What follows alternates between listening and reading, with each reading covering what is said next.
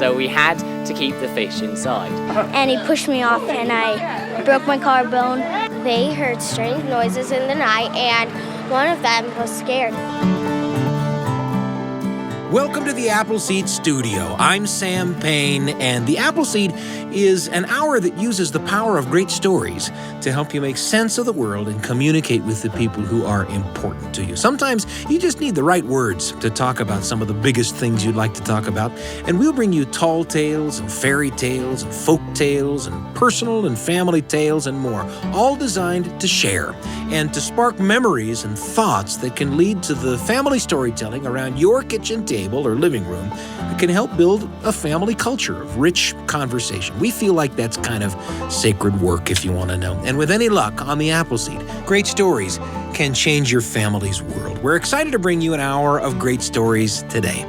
As we looked at what today's stories had in common, we found this. They're about help coming in an unexpected or miraculous way. You're going to hear a true story told for you by Nebraska storyteller Pippa White about a girl in 1912 whose mother had kind of an unusual premonition about an ocean voyage aboard a famous ship.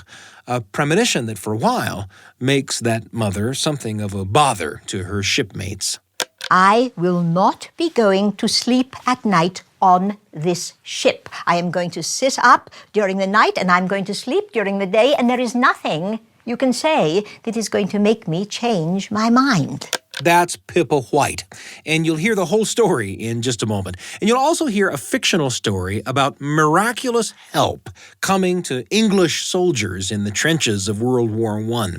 You won't want to miss that. And you'll also hear the story of a period in America, some of you will remember it, when help against crime came in the form of tips for how neighbors could best help keep each other safe from criminal activity. Those tips were delivered on TV by a cartoon dog with a slogan. Take a bite out of crime.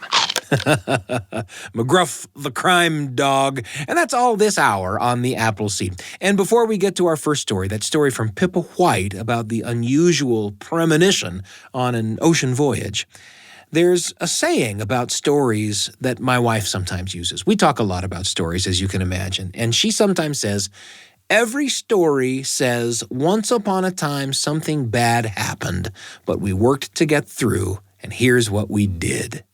I like that way of looking at the folk tales and fairy tales and personal tales and history tales and family tales that we love.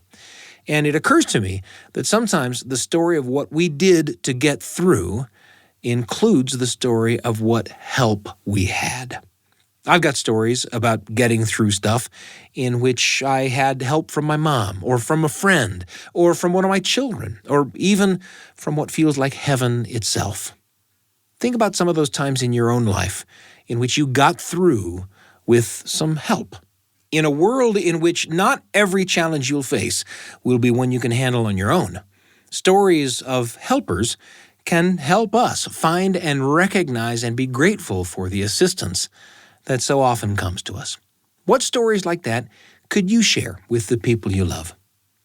Well, let's head into the Appleseed Performance Studio, where our terrific studio audience is waiting, along with Nebraska storyteller Pippa White and a tale about Eva and her family on an ocean voyage in 1912, an ocean voyage on a famous ship. In fact, maybe the most famous ship this side of maybe Noah's Ark. Let's head in there, shall we?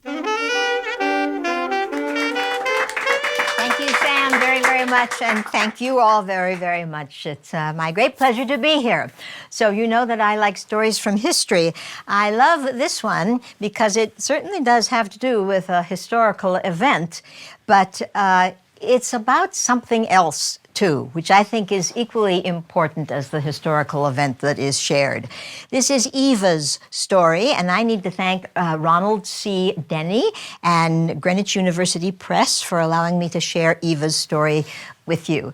Eva was in her 90s, in the 1990s, when she told her story to Ronald C. Denny, and it got published. And this happened when she was a child, so we are going back in time quite a ways. We were emigrating to Canada. My father had had some business difficulties, some losses, and a new start in a new place seemed like just the answer to his problems. He had had a friend go out to Winnipeg, Manitoba, and start a construction business, and he'd been very successful. He wanted my father to come and partner. So all of this happened very quickly, and we were all very excited. Everyone, that is, except for my mother. From the very beginning, she was apprehensive about it, frightened even. And even she didn't know why. And this was completely unlike her normal, down-to-earth, level-headed self. I remember my father saying to her, "What is there to be frightened of? You're working yourself up into a state about this. What is there to be frightened of?" And she would say, "I don't know, I don't know.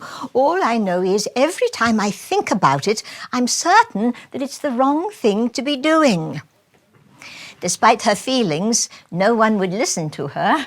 I remember my grandparents, her parents, saying to her, "You're going to miss a wonderful opportunity if you don't do this. We can't understand what you're so hesitant, so unhappy about." My mother's apprehensions did nothing to deter my father from taking the necessary steps towards emigration. He filled out all the paperwork, and then he booked us on a small ship called the Philadelphia, which was sailing to New York. This was part of the plan. My father had a married sister living in New York whom he hadn't seen in quite some time, so the idea was to visit with her and then take the train up into Canada. But due to a dock strike and a coal strike, the Philadelphia was unable to sail at its appointed time. This made my mother very happy. She thought it was a sign that we should just give up the whole thing. My father, on the other hand, began to pester the shipping company, saying, "Look here, this is not some luxury vacation we're off on. My future depends on my getting across the ocean at a certain time."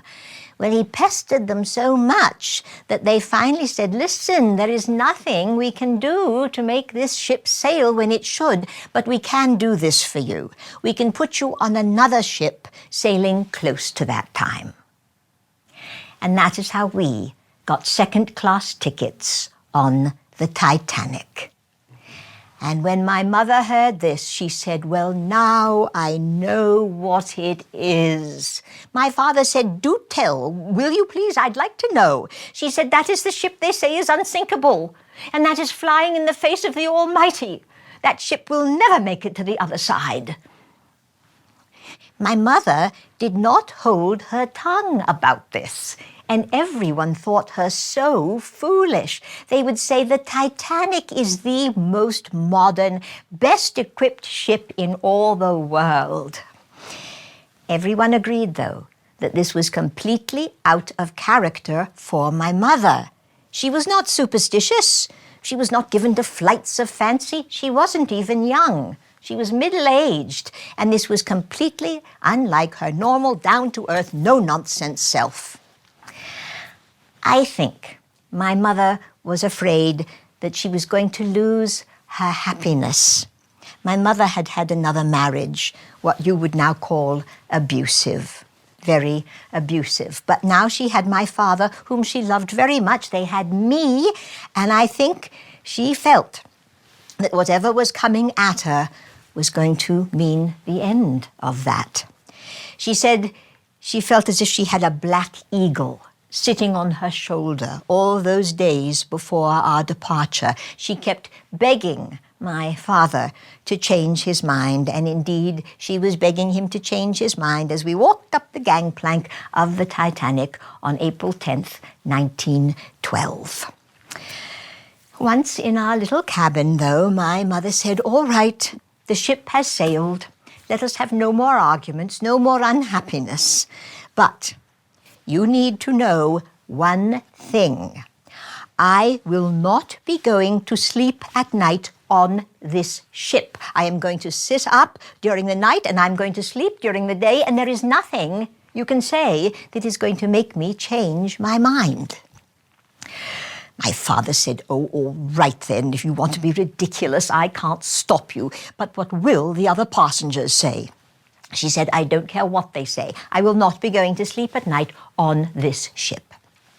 And she didn't. So our days went something like this.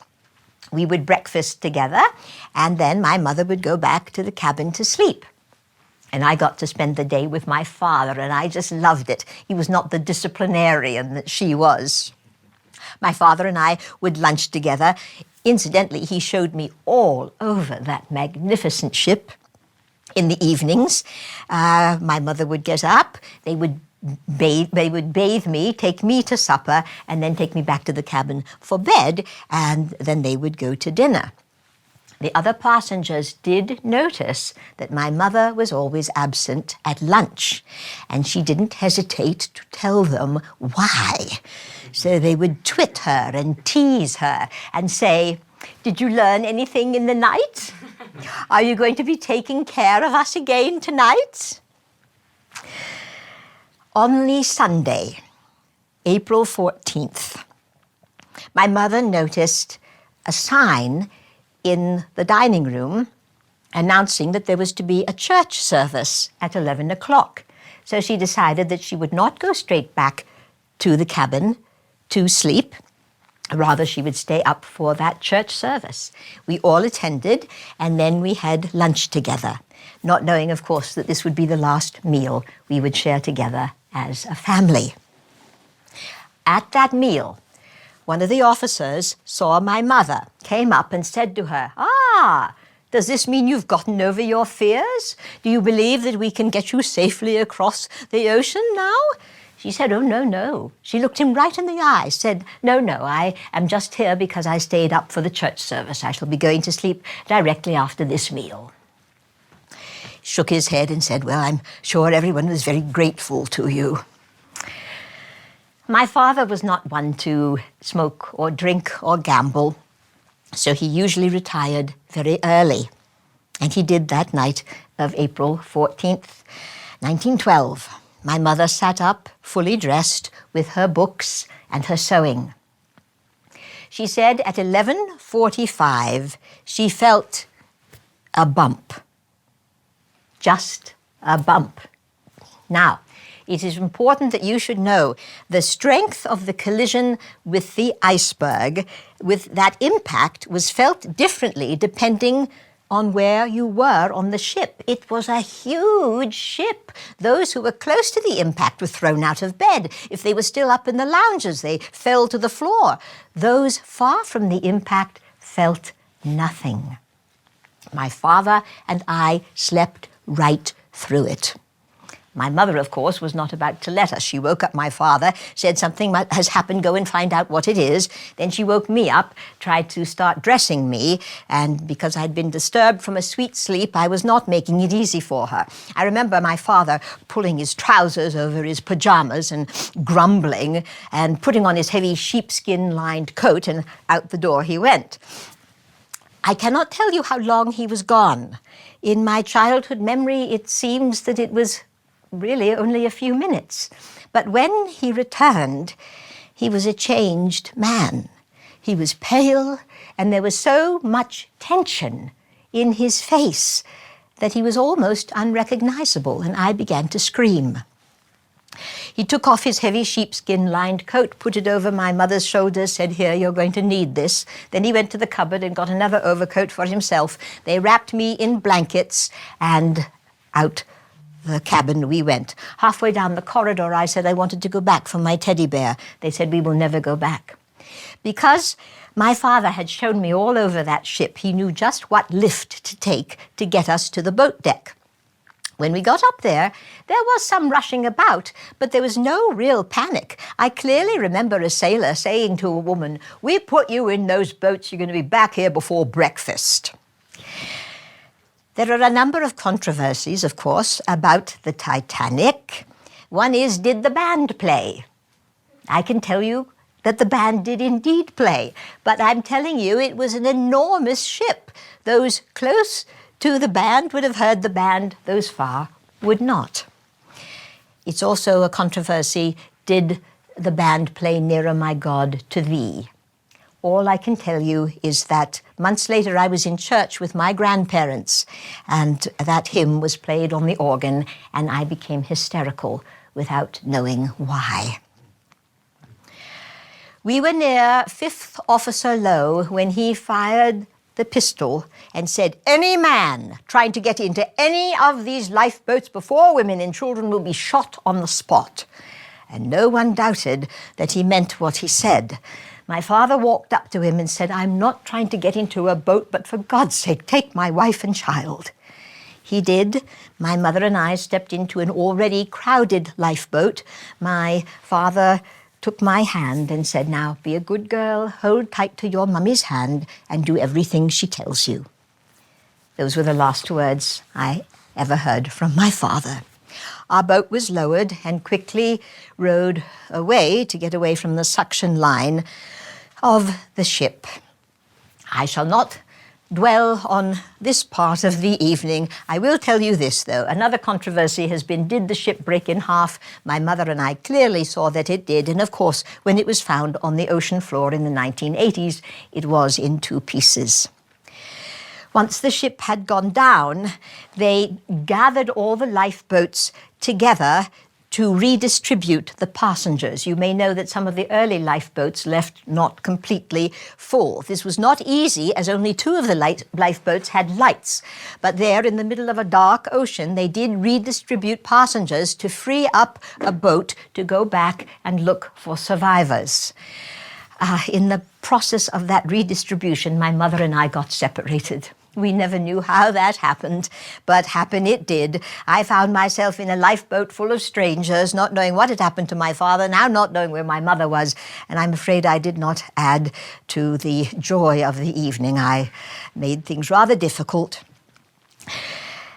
When the sun came up, and it came quite early, shortly after 4 a.m., we saw that we were surrounded by icebergs, some of them 300 feet high. And shortly after that, we saw the masthead of the Carpathia come to save us. This was another ordeal, however. They had a rope ladder for the adults, but we children felt too young to climb the ladder, so they put us in big canvas bags, only our heads showing, and then they put us in rope nets, which they winched up the side of the ship, which, again, as I said, was quite an ordeal. We were well taken care of on the Carpathia, though my mother took all day to find me. We had doubled the population of that ship. It was a small ship, and there were 700 survivors, so it took all day for my mother to find me, but when we were unified, we were not to be separated again. We had frostbite. The ship's doctor took care of that. And I must tell you this. That ship, which was on its way to Europe when it turned around to come back and help us, was full of Ellis Island immigrants that had not been accepted. They'd been turned away at Ellis Island. Those poor people, literally poor, shared with us their sweaters, their scarves, their socks, anything they could give us. We were also well treated in New York, and of course, my mother and I had a visit with my father's sister. My mother then booked us on a small ship to go back to England, and on that ship, she slept at night. My mother was never asked to testify, but before we left New York, she did a little detective work on her own. She got a list of the survivors and a list of all the passengers in our section of the ship. We were the only 2 passengers from our section of the ship to survive. I'm telling you, we were far away from the impact. Everyone must have done what my father and I did and slept through that bump. By the time they were awakened by staff and stewards, they got up onto the deck. It was too late. All the boats were gone. We were the only 2 to survive from that section of the ship. My mother had never before had a premonition, and she never had another.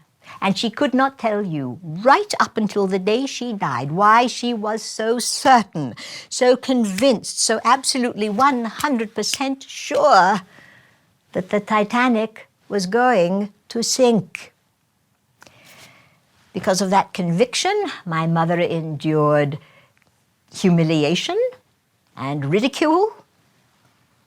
And because of that conviction, my mother was able to save my life.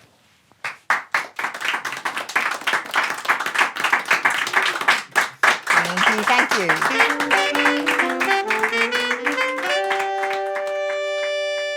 Pippa White, with a story that makes the wreck of the Titanic come alive by focusing on just a few of the people who lived through that horrific experience. And you got some history tidbits, too, about the ship breaking in half and about the band playing the hymn, Nearer My God to Thee, as the ship went down. These historical legends that seem to bear themselves out in the true story of Eva and her family. Now, in just a moment, I'll gather Brian and Heather around the desk for a chat about Pippa's story, and we'll bring you a World War I story, too. That's coming up. I'm Sam Payne.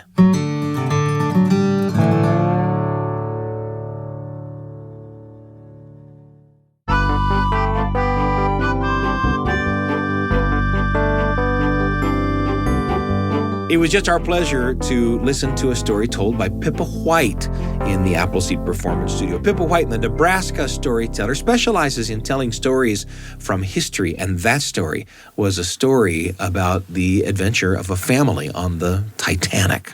And to unpack that story here around the desk a little bit with me, I've got our producers, Dr. Brian Tanner, Dr. Heather Bigley. Guys, great to have you with me. Hello. Great to be here. On dry land, right? Great to be here. Yes.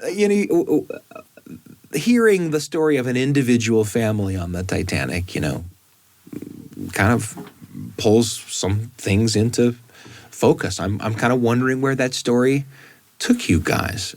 Heather, where did that story take you? This story for me is about being true to what you know, even if you've never had knowledge like this before, right? And that keeps getting set up in the story, is that Eva's mother has never had a premonition, and Eva's mother is not the kind of person to sort of countenance even these kinds of things. And yet once she knows it, she is going to act on it, and she's going to act on it in a way that interestingly doesn't bother too many people. Like, she doesn't disrupt anybody's, life. She just says, okay, well, I'm going to stay up all night and I'm going to be the one who watches over us. Yeah. And that is what saves her daughter's life. Right. Brian, what about you? Well, and just following that train of thought, what an incredible example for Eva. She's relaying this story in her 90s, so that example of her mother's courage in following this feeling that she has, even though she can't tell where it came from or why she's having it. Yeah. I'm sure that's something that helped her throughout her life to know I should be able to trust the feelings that I have, even if Right. Yeah. A kind of precedent, right? Yeah. Our family was saved by a premonition that my mother had. And leading to perhaps a taking seriously of some of those same kinds of feelings when Eva may have them throughout her life. Yeah. Right? Mm-hmm. For me, Eva's story is a story, at least in part, about help coming in an unexpected or miraculous way, right? Eva's mother's out-of-character superstition about the Titanic winds up making her the mockery of the other passengers on the ship, keeping her awake at night, and of course, in the end, keeping Eva safe, saving Eva's life. And because you never know what's going to spark a memory, and you never know what memory it's going to spark, Pippa's story sparked a memory for me about a time when I felt watched after, felt safe in kind of an unusual way. It's today's entry in the Radio Family Journal. The Radio Family Journal with Sam Payne. A tiny little story for you and your family, right when you need it, on the Appleseed.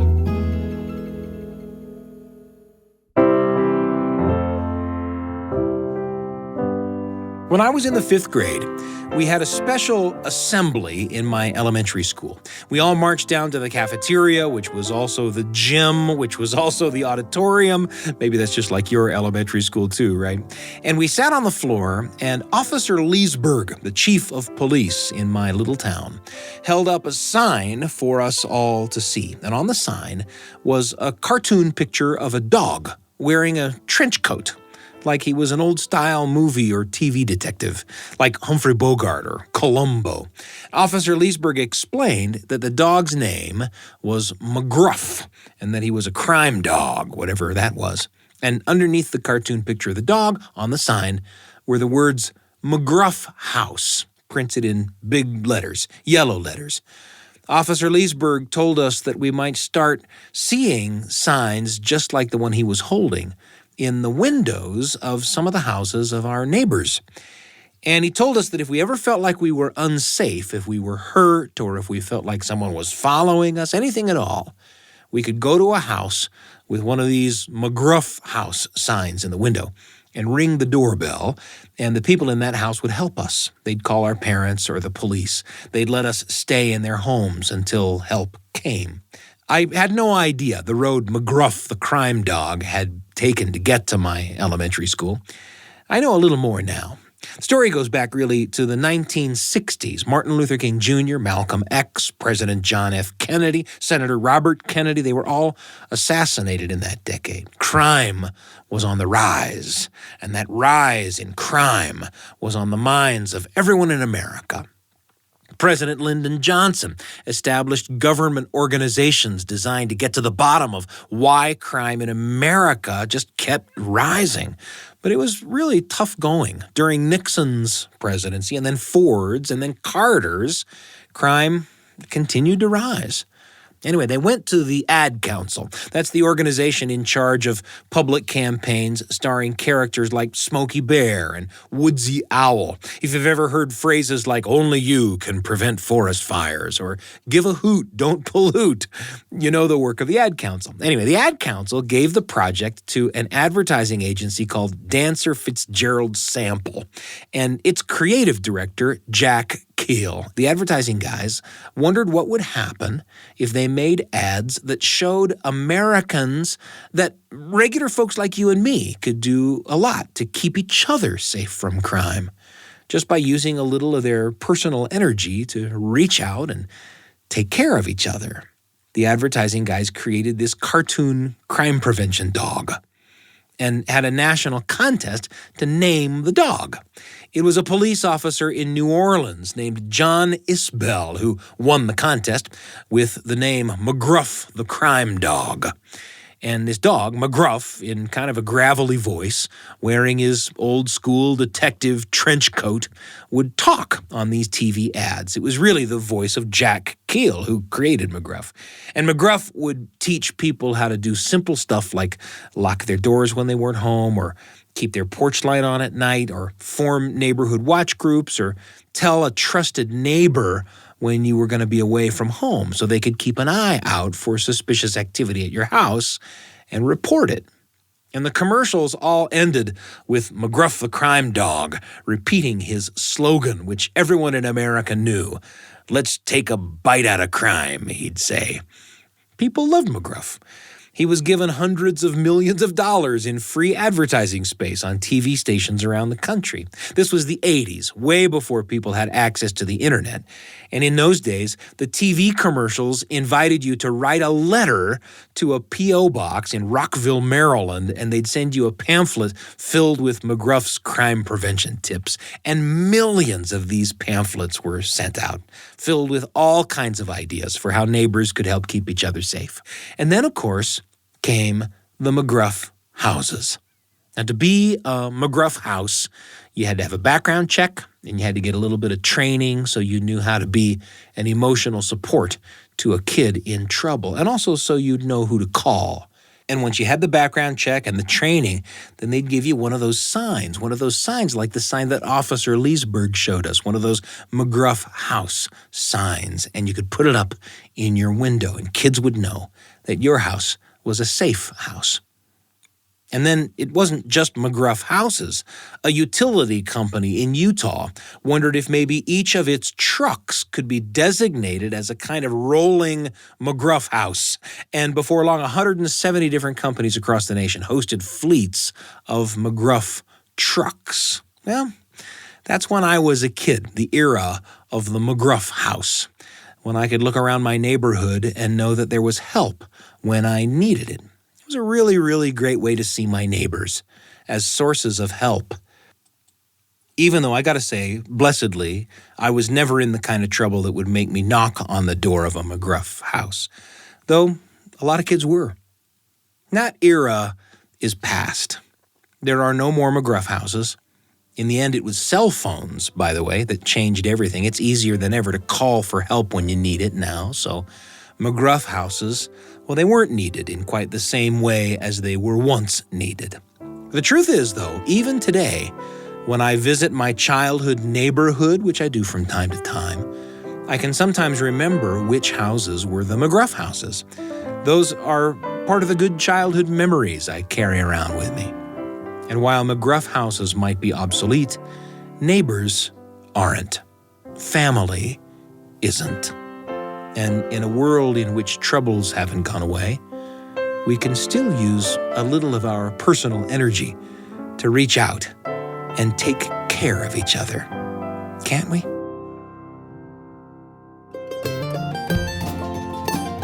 The Radio Family Journal with Sam Payne. A tiny little story for you and your family, right when you need it, on the Appleseed.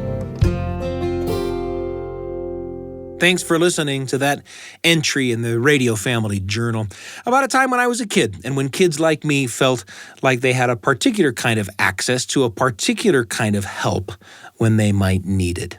It was brought to mind, perhaps unusually, by Pippa White's story about Eva's family, who had a particular kind of access to a particular kind of help in the skepticism of Eva's mother aboard the Titanic, a skepticism that kept her awake at night and, in the end, saved Eva's life. I've been chatting about it here with Brian Tanner and Heather Bigley, our producers. Guys, thanks so much for joining me. Thank you. Thank you. In a moment, another story performed by some actor friends and recorded live in the Appleseed studio for our terrific studio audience. It's a fictional story written during World War I about miraculous wartime help on the battlefield. And in an England that needed all the courage it could muster in the face of a ferocious enemy, the story took on a life of its own. We'll explain. That's coming up. I'm Sam Payne.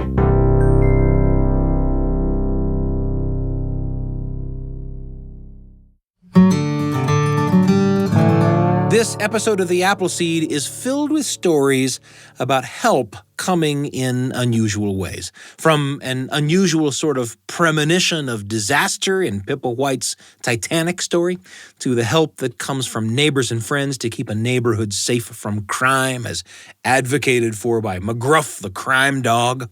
And up next, a story that goes all the way back to World War I. It's a story called The Bowmen, like, a bunch of guys shooting bows. And to hear it, we're going to head back into the Appleseed Performance Studio, along with our terrific studio audience and also some actor friends, Noah Kershisnik, Darcy Ramirez, Freya Jorgensen, and Parley Lambert. Our actor friends will introduce the story, but I want to say something by way of introduction, too. Our terrific studio audience joins us for nearly every episode of the Appleseed. You can hear how much they love the stories. But for this piece, we put our audience to work. They got in on the act, providing battle cries and fighting sounds, and even the sounds of arrows leaving their bows. We had a blast. We hope you will, too. Let's join our friends in the performance studio, shall we?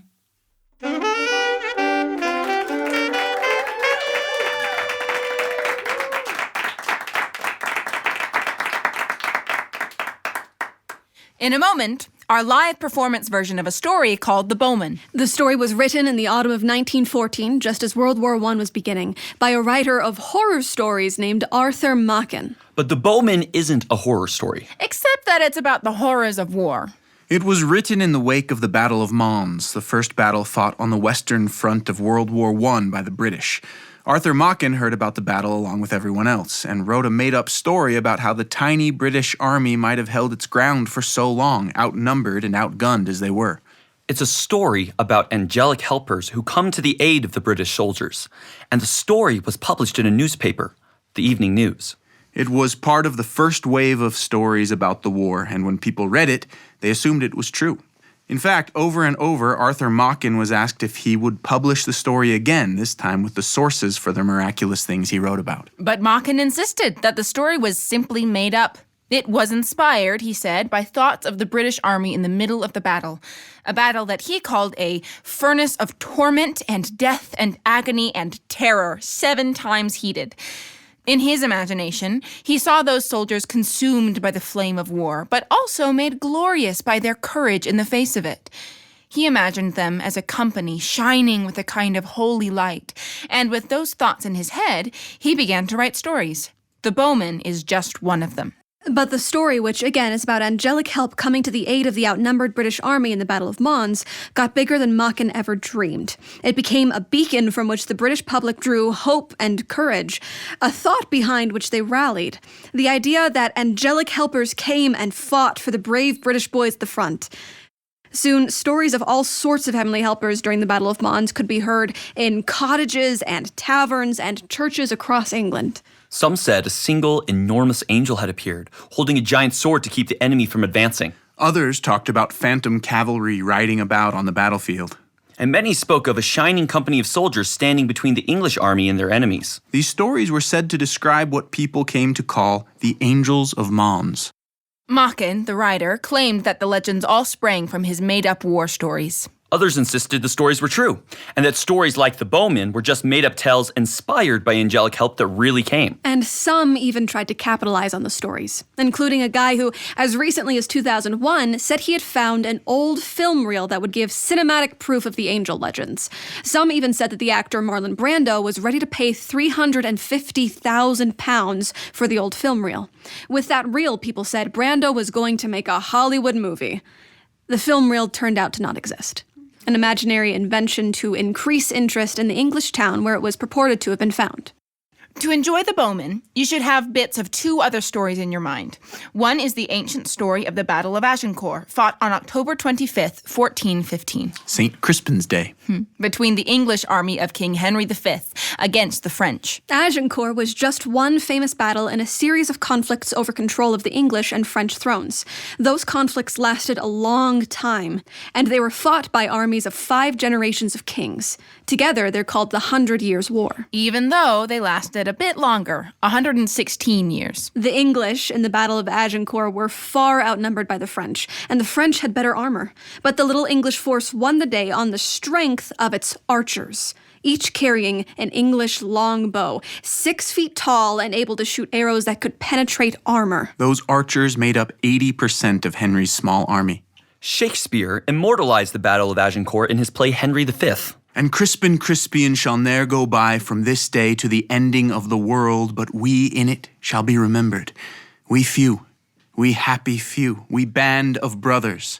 Those are just a few of the most famous lines from the most famous speech of that famous play. And from that time to this, those ancient archers of the Battle of Agincourt are in the minds of everyone who thinks on English heroes. That's one story. The other story is the story of St. George. In ancient legend, St. George saved villagers from a dragon that demanded human sacrifices. George slew the dragon, and for his many brave deeds became a patron saint of England. And Ethiopia, too. And Georgia. And Catalonia. And Moscow. And Aragon. And as the patron saint of England, St. George is said to have come during battle to help and inspire English troops throughout history. In fact, Shakespeare's Henry, or Harry as he's so often called, shouts to his soldiers to cry out, "God for Harry, England and St. George!" as they rush once more onto the breach. One can imagine real-life soldiers calling out to St. George as a battle cry. They have done so since the days of medieval battles. And now, armed with thoughts of the Battle of Agincourt and of St. George, here's the Bowmen, adapted from the 1914 story by Arthur Machen. I shall play Bill, an English soldier at the Battle of Mons who knows a little Latin and once ate at a little vegetarian restaurant in London. I shall play a soldier we'll call Tom, also in the trenches of the battle. And we shall narrate. The story begins like this. It was on the most awful day of that awful time. On the day when ruin and disaster came so near that their shadow fell even over London far away. A time when the hearts of men failed within them and grew faint. And on this dreadful day, then, when 300,000 enemy men in arms, all with their artillery, swelled like a flood against the little English company, there was one point above all other points in our battle line that was, for a time, in awful danger of utter annihilation. All the morning, the enemy guns had thundered and shrieked against this tiny battlefield corner and against the 1,000 or so men that held it. The men joked at the shells and found funny names for them. Nice try, wife's mum. Why wife's mum? Because like me wife's mum, you can hear it coming from miles away. And like my wife's mum, this one's overstayed its welcome. Here she comes again. The soldiers made bets about those shells and greeted them with scraps of music hall songs. If you were the only shell in the world, and I had the only gun. Tiddly-iddly-I-E, blast you back to Blighty. Blighty is the place for thee. But the shells came on and burst and tore brother from brother. There was no help, it seemed. The English artillery was good, but there was not nearly enough of it. It was being steadily battered into scrap iron. There comes a moment in a storm at sea when people say to one another, it is at its worst, it can blow no harder. And then there is a blast 10 times more fierce than any before it. So it was in these British trenches. There were no stouter hearts in the whole world than the hearts of these men. But even they were appalled as the enemy cannonade fell upon them and overwhelmed them and destroyed them. And at this very moment, they saw from their trenches that a tremendous host was moving against their lines. Only 500 of their 1,000 remained, and as far as they could see, the enemy infantry in its thousands was pressing on against them, column upon column, a grey world of men. There was no hope at all. They shook hands, some of them. One man improvised a new version of a popular battle song. You know the one. Goodbye, Piccadilly. Farewell, Leicester Square. It's a long, long way to Tipperary, but my heart's right there. Only this soldier's version, instead of ending with, but my heart's right there, ended with the melancholy words, and we shan't get there. And they all went on firing steadily. The few machine guns did their best, but everybody knew it was of no use. The enemy came on and on and on, and they swarmed and stirred and advanced from beyond and beyond. World without end. Amen, said one of the British soldiers with some irrelevance as he took aim and fired. His name was Bill. That soldier's name was. He was quoting the Apostle Paul in the New Testament, though Bill himself may not have known so. And in the moment that he did, he remembered, he says he cannot think why or wherefore, a strange little vegetarian restaurant in London where he had once or twice eaten eccentric dishes of cutlets made of lentils and nuts that pretended to be steak. On all the plates in this restaurant, there was printed a figure of St. George in blue, with the motto, Adsit Anglis Sanctus Georgius. May St. George be a present help to the English. Bill the soldier happened to know Latin, and now, as he fired at his man in the grey advancing mass 300 yards away, he uttered that pious vegetarian motto. Adsit Anglis Sanctus Georgius. May St. George be a present help to the English. And in the moment he uttered that invocation, he felt something between a shudder and an electric shock pass through his body. The roar of the battle died down in his ears to a gentle murmur. Instead of it, he says, he heard a great voice and a shout louder than a thunder peal, crying, "Hooray! Hooray! Hooray!" His heart within him grew suddenly hot as a burning coal, and then, just as suddenly, went cold as ice. It seemed to him that a tumult of voices answered to his summons. He heard, or seemed to hear, thousands shouting, "St. George! St. George! Ha, sir, ha! Sweet Saint, grant us good deliverance! St. George for merry England! Harrow, harrow! St. George, help us! Ah, St. George! Ah, St. George! A long bow and a strong bow! Heaven's nigh, aid us!" And as the soldier heard these voices, he saw before him, beyond the trench, a long line of shapes with a shining about them.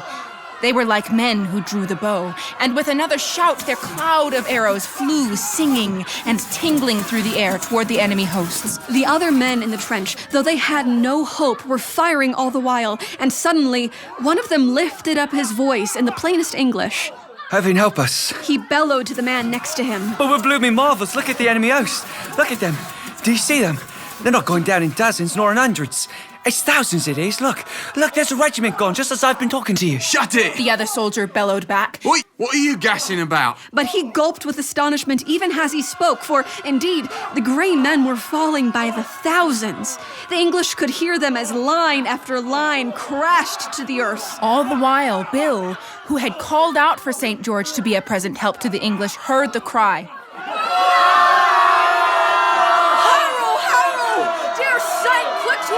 St. George, help us! High Chevalier, defend us! The singing arrows darkened the air. The enemy horde melted from before them. In fact, before the end, there were 10,000 fallen enemy soldiers before the feet of the English army.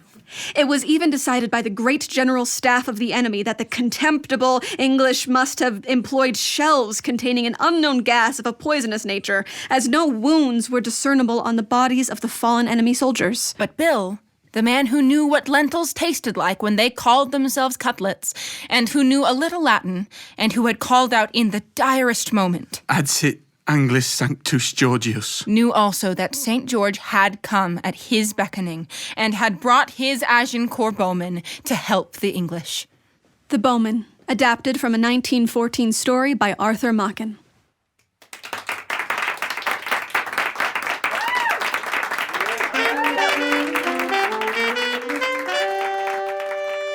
Fun to spend that time with our actor friends and our terrific studio audience pressed into service for wartime sound effects. You know, stories of mysterious and inexorable help continue to strengthen hearts in wartime. The Bowmen, that story, was introduced to me by my wife, Suzanne, a frequent contributor to the show. And she introduced me to another story, too, a modern story of mysterious and heartening help during wartime. It's a story from the time in which we're living now, the story of the ghost of Kyiv. The ghost of Kyiv was the nickname for a mysterious, unidentified, and legendary pilot of a MiG-29 Fulcrum fighter jet in the skies above Ukraine. The ghost was credited with single-handedly shooting down 10 Russian aircraft in the opening days of the Russian invasion of Ukraine, 6 of those aircraft in the first 30 hours of the invasion. News of the ghost of Kyiv first began to circulate among Ukrainian social media users in the early days of the invasion, but before long, reports of the exploits of the ghost of Kyiv, along with confirmation that the ghost is alive, well, and still flying, came from more official channels, including the Security Service of Ukraine and the Times of London, publications like that. And the Ukrainian Armed Forces Facebook page contains a post displaying a photo that claims to be the mysterious pilot. The pilot's face is covered by the visor of a helmet. Over the caption, "Hello, occupiers, I'm coming for your soul." And finally, in May of 2022, Ukrainian officials dropped the actual news. The ghost of Kyiv was, they said, a superhero story whose character was created by Ukrainians. That's their words. A superhero story whose character was created by Ukrainians. He didn't exist at all, even as his story bolstered the spirits and courage and resolve of Ukrainians in the face of terrible wartime difficulties. And in that way, the ghost of Kyiv is just like the angelic Agincourt bowman in Machen's World War I Angels of Mons stories that you heard a moment ago. And there's another way in which those stories are alike too. According to the Ukrainian Air Force, in the first days of the Russian invasion of Ukraine, dozens of retired military pilots, from captains to generals, came back to the armed forces and took to the skies again in defense of their country. Like Machen's Agincourt bowmen, warriors from the past coming to the aid of their countrymen in the present. And that's a true story. I want to thank you for listening to The Appleseed. You hear us say in nearly every episode that we hope the stories we bring you spark memories and thoughts that you can share as stories with the ones you love. And it's one of our favorite things that you reach out to us with stories of your own. It's easy to do that. Just reach out to us by email at theappleseed@byu.edu. Again, that's theappleseed@byu.edu. We really love to hear from you.